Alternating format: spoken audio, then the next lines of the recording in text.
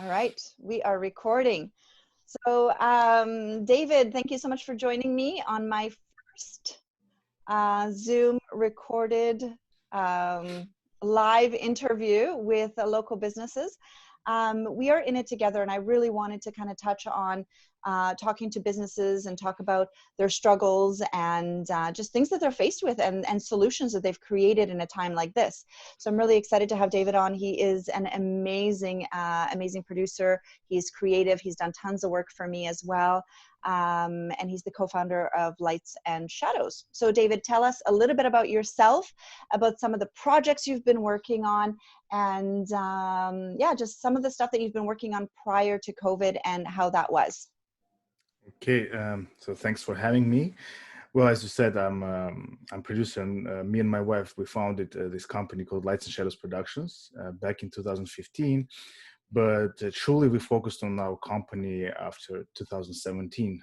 I guess it was 1st of July. I still remember that, when I left my daily job and we started doing our projects together. So And what was your job? Because you were in I Russia was a before, producer. No, I was in Russia like and you were a 8 lawyer in Russia, yeah, 8 years. right? And you quit that to Yeah. pursue your dream. I want to touch on that because I think that's a fascinating story. Yeah, I was a human rights lawyer in Russia back before I left in 2012. I quit the law job in 2011, and then so from childhood I always wanted to be a filmmaker, but it was tough to pursue that dream when I was much younger, especially from the location I was raised in. It was a very small town in Russia, so. Yeah, I became a lawyer. I started practicing law, became a human rights lawyer. And then in 2011, I decided to give it a try.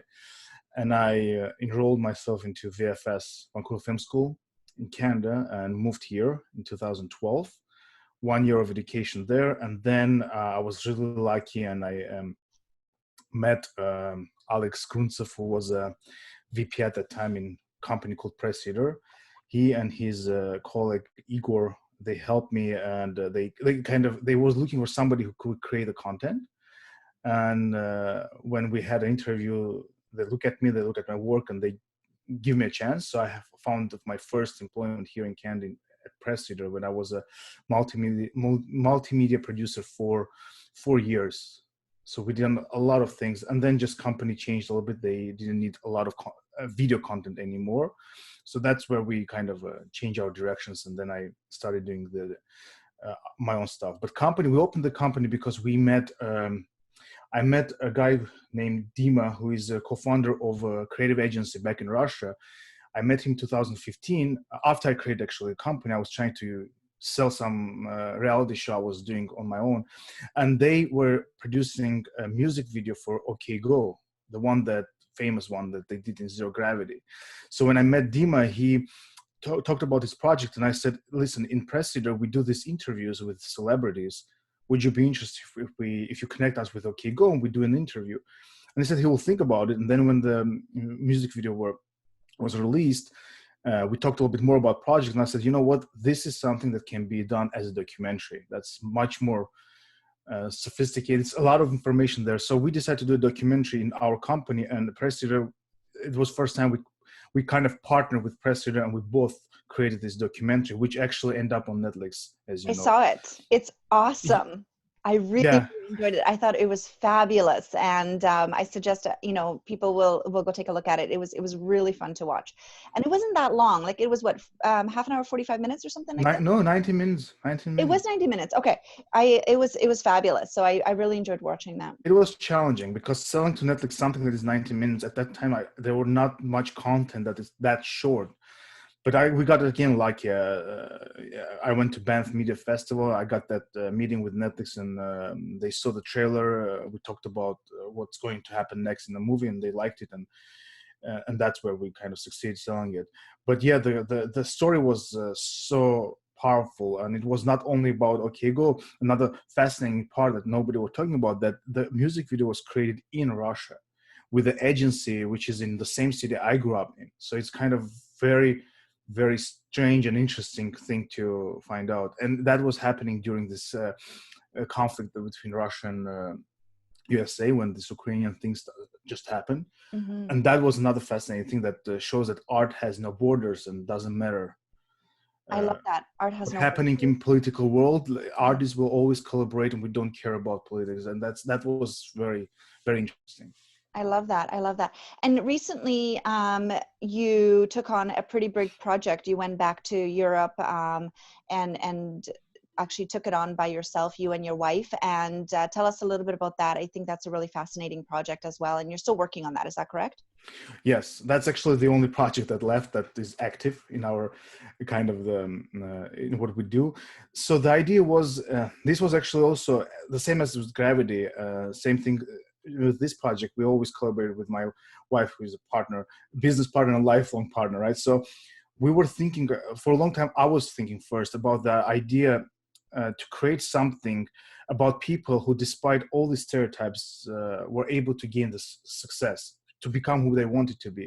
And the idea was to show very authentic way how they live now and how they get there. The idea was created because when I was like 14 years old, 15 years old, I was looking for this type of stories. But in Russia, especially, internet wasn't that big. I think, yeah, YouTube wasn't around then yet. So that's why I couldn't find those stories. So whatever you hear is here, oh, those people you see on TV that are 1%, you will never get there. And then we start, well, after Dima especially, I see, okay, Dima, who is co-founder of this creative agency, is extremely successful.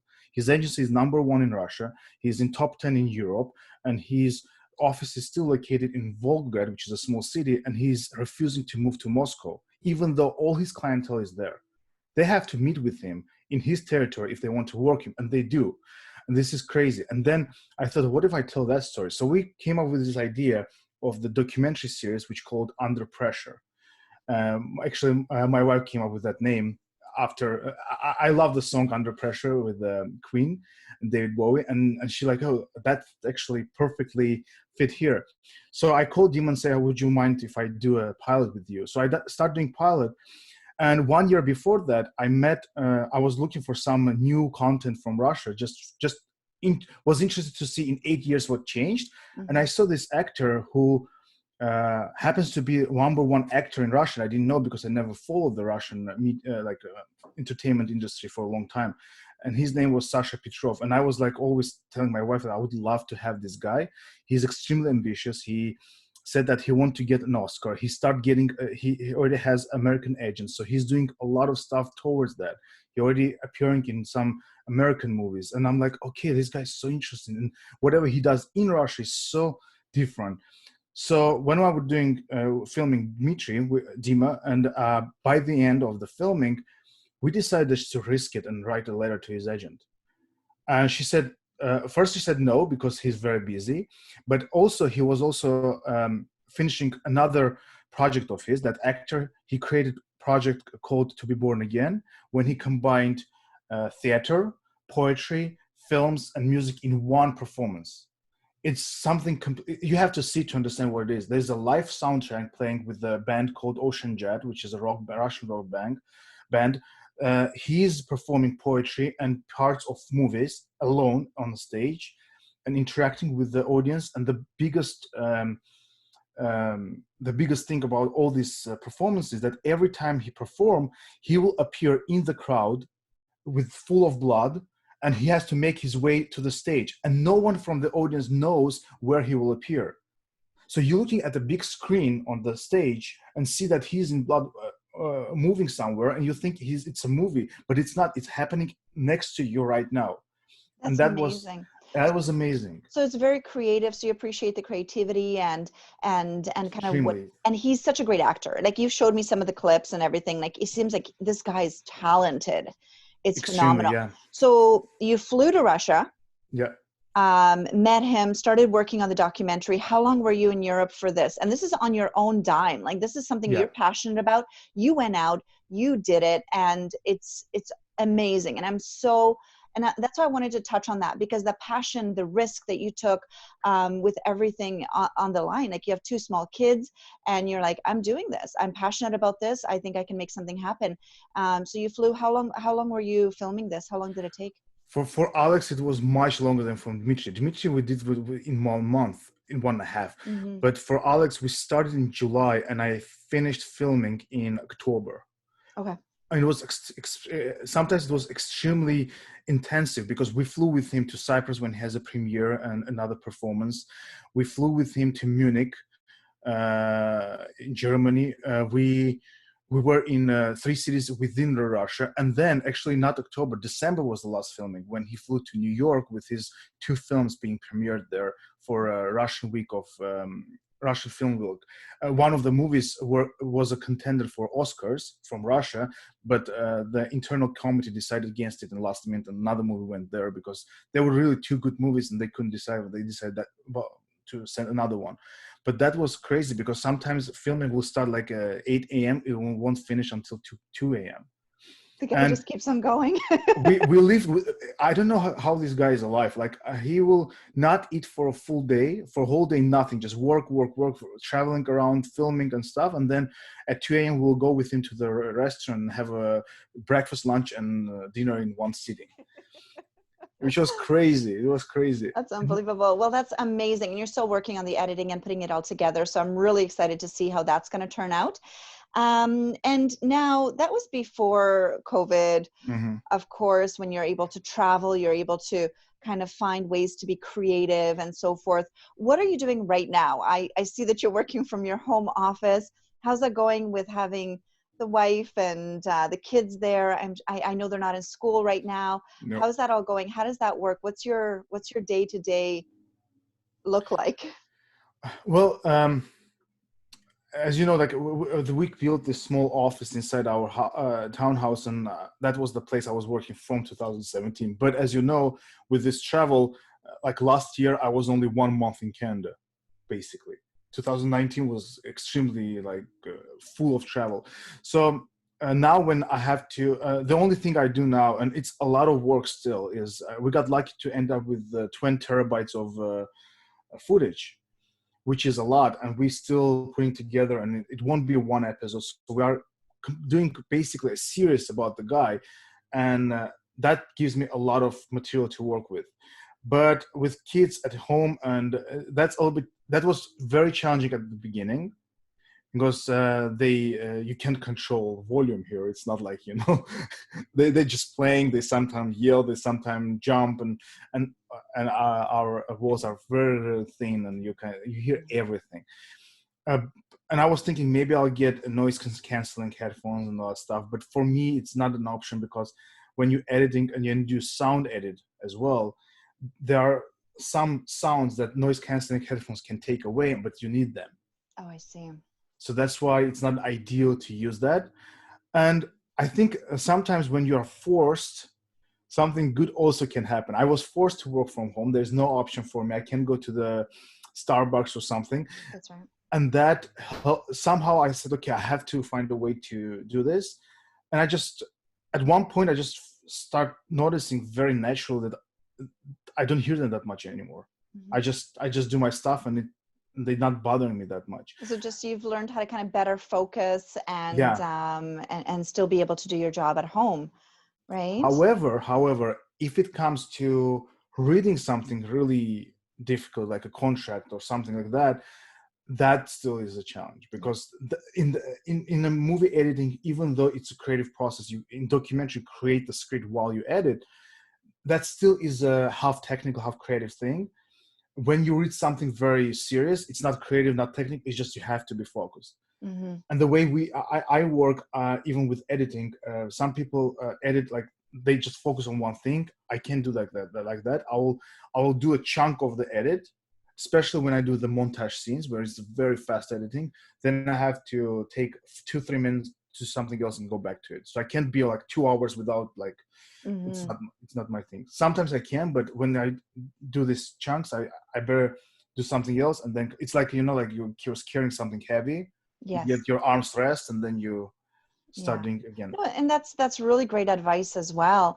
When we need to be working from home and we need that constant focus, right? Because I mean, I have the fridge. The fridge is like right Oh, there. that's yeah, Right? There is that's that. There's the distractions. I could be watching Netflix. I could be, the dog constantly wants to go out. So there are struggles definitely. So finding ways to kind of stay focused, giving yourself, okay, I'm going to stay focused for 20 minutes and then I'll take a break. Maybe I'll have a snack or I'll have a coffee or the whatever. fridge and coffee, two things that are evil now, because whenever I enter kitchen, I end up leaving that with something in my hand. So that's why I'm trying. At the morning, I'll get enough water with me. I'll take one big cup of coffee and put it here. So when I want to drink, I have water here. I don't have to go to the kitchen, because that's really challenging. Now I also bake bread in the morning. That's Oh, another problem, yeah, because when you bake it, it's warm, and you're like, okay, I'll try a piece, and you end up eating the half of it. So yeah, yeah, yeah. Oh my goodness, I love bread. yeah, we knew. Right? Yeah, can't help it. So I had a couple other questions. So I wanted to talk to you about what do you feel is going to happen after the COVID? Because I find that there's before COVID, during COVID, and the unknown, the After. uncertainty of what's going to happen after. Where is this all headed? Is your business going to change? Are you going to change how you do things? I know for me in real estate, I feel that things are headed in that direction. There's going to be maybe a lot of changes down the road on how we do listing presentations or how we meet clients or how we show homes. So I feel that maybe that might be the case with your business. Can you talk about that? Yeah, I'm thinking about that quite often, because that's the new reality now, right? So the thing is that there are two things we do in Lights and Shadows. One, as you know, is the corporate work, the work where it's a commercial like videos, or even if it's a documentary, but they're branded documentaries. And there is the documentary world where we come up with a story and we create the story and we go to somebody. It's like, it's completely different, right? So in terms of the first one, the commercial one, you need to have a client first to have a work, right? You get a client, you do the work, and then that's how it works. With a documentary, you have the story, you can pitch it to streamings like Netflix and so on, get money and produce it. So with the commercial work, think there are two scenarios. I think first is depending how businesses will feel after this period. If they feel financially still somewhat stable, I think that's time when they will need some more content, and they either will produce them their own or will get somebody like us to produce content for them. If financial situation will get much worse and there's no opportunity to create content by hiring somebody, they are forced to create themselves, regardless the quality, because Yeah. that's the reality, right?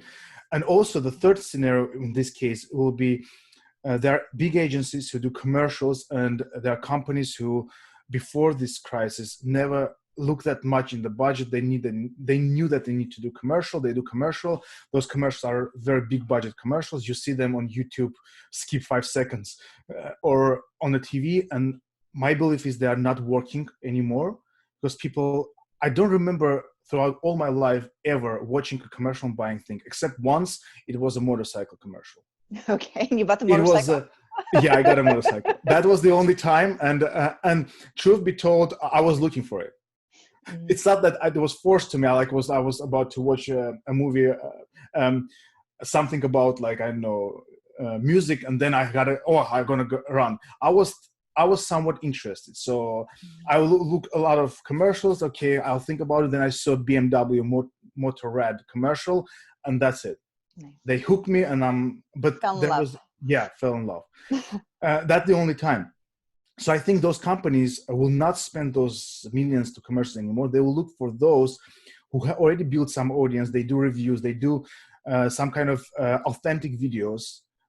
They're not forcing you to watch, but it's something you're already kind of looking for, but they kind of give you guidance. And there are a lot of influencers on YouTube and who happen to be good filmmakers. I think that those should be in a good spot after COVID. I think so. It's, again, well, just guessing, right? Is that where you're planning to take your business to that level, knowing or assuming or guessing that that's kind of where things are going to go next? Well, it's a good question because we are not at the stage to be an influencer or whatever. But we, as you know, always try to do documentary style storytelling versus scripted all the time. You know that that's my even with brands, we would like to tell their story and tell about the product in a way that it's not focused on technicality or we are the best kind of scenario, but the scenario where there's authentic story. This is what we can offer you. This is the story behind it. Would you like to try it, right? This kind of story. And I think content and creativity is the toughest thing. Like anybody can shoot a video, edit it, put things together, make it look good. However, I do feel like putting something together in a creative manner, making sure that we're focused.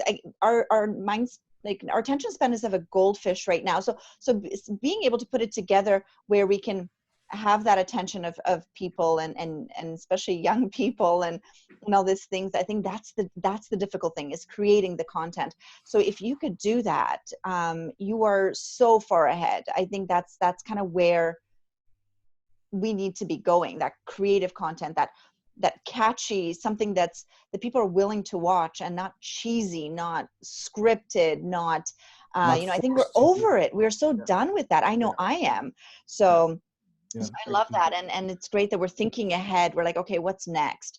I have another question for you, which I think is awesome. What three things? Okay. Yeah, go ahead. Did you want to say anything else? Yeah, in terms of documentary or scripted content, which is not commercial, it's films, documentary films. This is a completely different situation because nobody's filming right now. Mm-hmm. So whoever end up with the film content that can be put together as a film is in the right spot right now, because even streamings like Netflix and so on, depending how long this will continue, I think Netflix said that they are fine until August, but others are struggling already. So this is a great time if you have something already filmed, but you didn't put it together like a documentary or a feature film. That's the best time now because they will struggle with the content. And after that, I think they will need to refill the blanks, right? Because they putting out now everything they're shot, but the backlog is getting lower, right? So they need something new. So I think those who create films might be in a good spot after this too, because they can offer a lot of filming capabilities to help them to build this backlog again and create new content for streaming services. I think that's not necessarily like for us, because we're not in partnership or so, but again,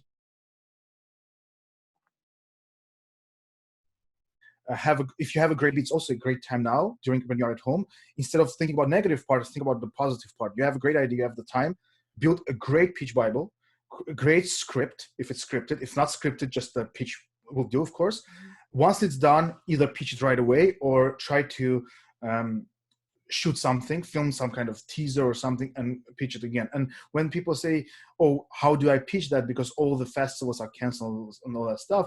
There are a lot of platforms out there, starting from LinkedIn, then also Variety inside, where you can, it's paid, but 1 month is always free. So you can get the contact of the right person, try to approach him. Yes, it's a cold calling. Yes, it's like usually without agent, they don't take anything, but you might try it. You never know.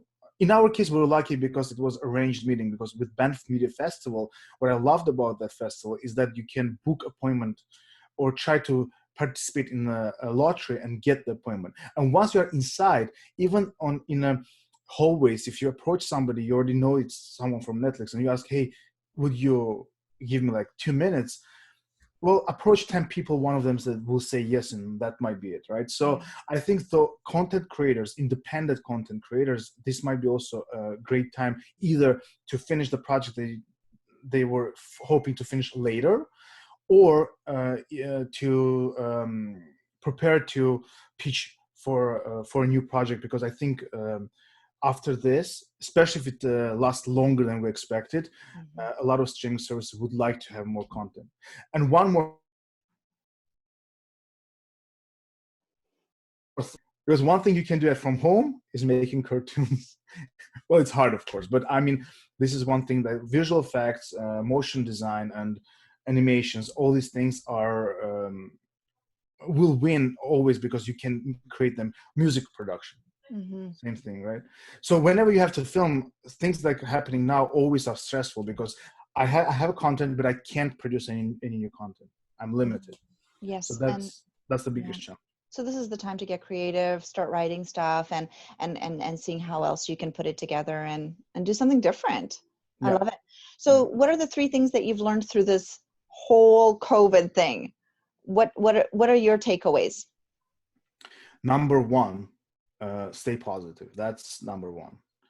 I mean, it's not the situation is a little bit can a little bit stressful because every time you open media, everything is negative, and that always was like one of the reasons I left law and stuff is that negativity. Yeah.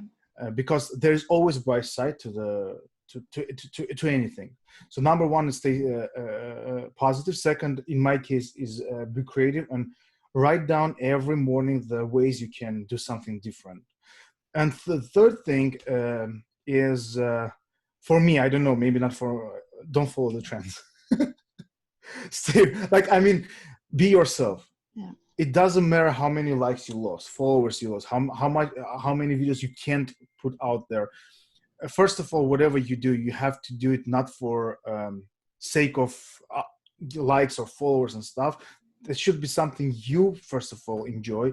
The message you, I'll say this way: whatever you create, this is a message you're sending first to yourself, then to others. So if you don't want to listen to that message to yourself, it's like, that's okay. They'll eat it. No, that doesn't work. It, you know, Yeah. like first of all, you have to love it what you created, and that takes time. The number three, that which maybe not even should be maybe higher up there, is don't rush. This is the time that rat race is over. Nobody's rushing anywhere. Nobody's trying to be first. They can't. Nobody can. Time forcefully stopped. This is a perfect time because it's like time to think about it. But again, it's about my industry, because a lot of other industries suffering terribly, and I have no idea what they're going through, and I have no idea how we can help them, because there are industries that's going to break lives because of what's happening, and Yeah. that's the scariest part. And that's what I want to do. I want to talk to more businesses and seeing what they're doing, how they're coping, and Restaurants, cafes, yes, right? It's just crazy. 100%. The same grocery, like whenever I go to grocery and I see those people um, on the front line, and some of, like, my friend went to the grocery store and said, "You won't," and he talked with the cashier, and she's like, "You won't imagine how many people I meet that talk to me like this is my fault.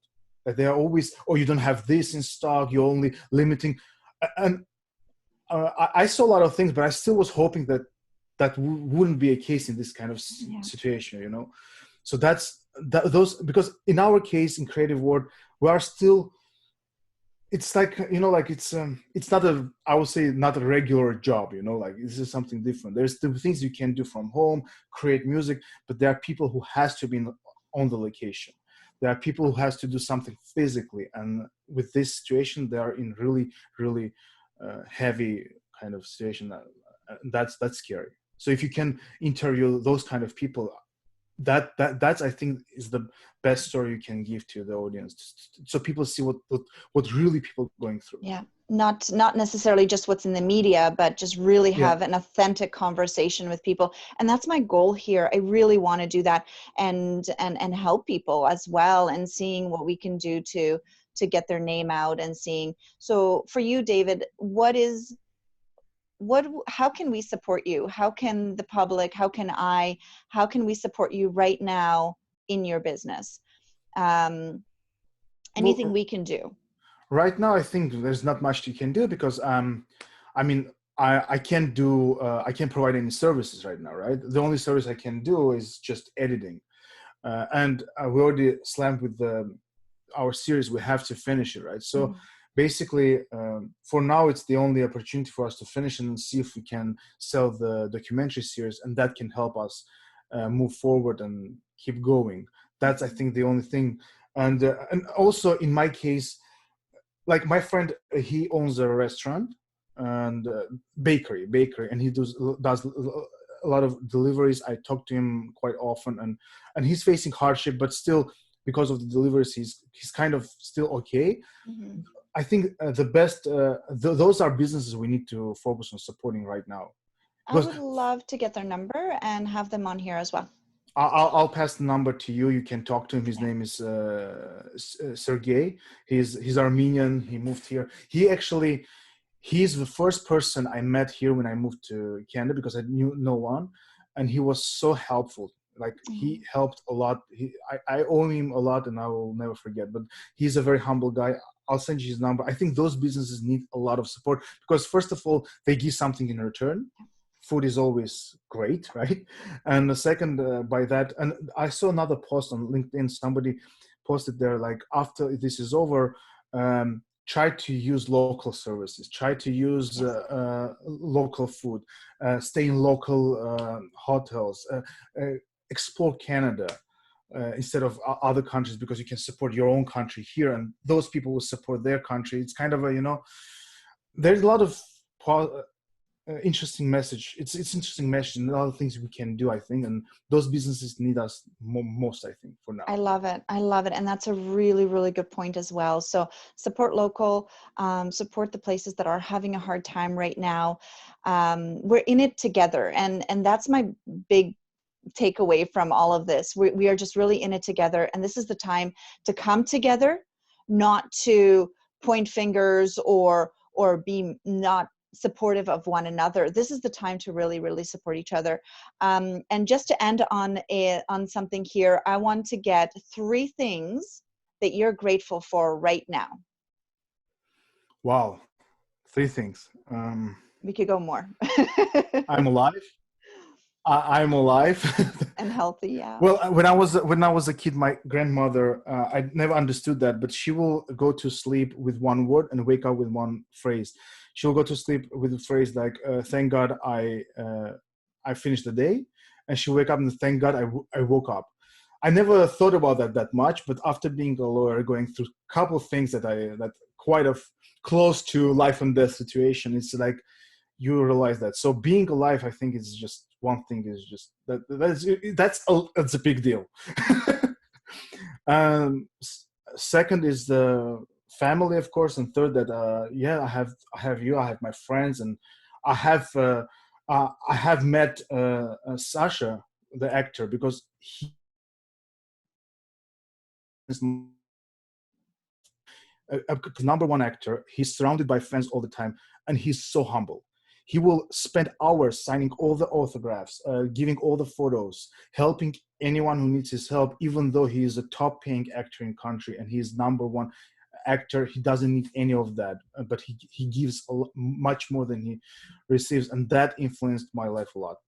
Sometimes when I'm getting grumpy and I'm getting a little bit always complain, I'm quite a complainer, so when I start complaining and stuff, I will remember him and I'm like, wow, he wouldn't do that. So that's what, the same as evil, the good things are contagious too. And the biggest example, if you have a second, I'll tell you. I was at the doctor with my kids and we were waiting for a doctor, and I was doing some reading and my kids came over like, hey, play with us. I'm like, guys, I'm busy, I have to read this, so entertain yourself. And next to me there was another guy, another family, father with a daughter, and he is doing something on his cell phone too, reading or whatever it is, and his daughter came to him and she's like, Daddy, play with me. Immediately he put away the phone and went to play with her. I look at him and then I'm like, I'm a terrible person. Like, guys, come over, let's go play. Yeah. One act from him was so contagious. I think that's good takeaway. One good act will always bring more, and that's the one thing I always thankful that those people sometimes appear in my life that show what is missing in mine. So it's kind of a great thing. It's just you have to be. This is a great time to take time and look very attentively at yourself and see, okay, what can I improve? The noise is gone. There is no noise. The world stopped. What I can do better? How can I find myself and focus on building my own strengths? I think, but again, depending on which situation you are in. In our case, I think we're still, I would say we are kind of okay. Kind of we're making it through. I don't know how long, but but there are people who are hit so hard and they hit right now and they need help like immediately. That's why what I loved about what government did, they giving those help to people who lost their job without even checking them, because they know if they check every single person, you will wait forever for that check. And they left the checking part later on, which is a very, very good move. I think, personally, I think that that's the only thing they can do, that they could have done. Yeah, I know I'm very proud to be Canadian and be able to live here, because I know that other places in the world aren't so fortunate. So I am grateful every day. And this is why I wanted to ask and bring that up. To be grateful is going to be key, to remember every single day the things that you're grateful for, because we're going to have the hard things, we're going to have the difficult things, but what are we grateful for? And thank you so much for sharing that. I think that was extremely powerful. And I got tons of takeaways here today, and I've learned I talk something. too much, I know. No, not at all. This is great. And I hope that people that are watching this also get some takeaways, and the good and is going to be contagious as well.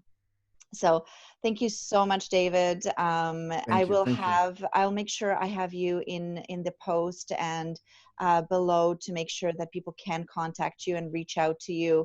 I'm sure you're going to be okay with that. If they Absolutely. Yeah, anything absolutely. creativity wise, or anything maybe they want to create on their own, and you can kind of help them. Maybe they can send you stuff to edit. I don't know. I know you're busy right now, but maybe there's an opportunity there to help your business if they have questions for you and so forth. So I'll make sure it's in there. Also, I suggest that everybody subscribe, please, because we're going to have more content here, more businesses to reach out and seeing how we can help more businesses. So I'm really excited to talk to more people. Thank you very much. It was Thank such a pleasure. No, thanks so much, David. I loved having you on, and we will definitely chat soon. Yeah, we All right. will. We will. Thank you. Okay. Take care. Take care. Bye.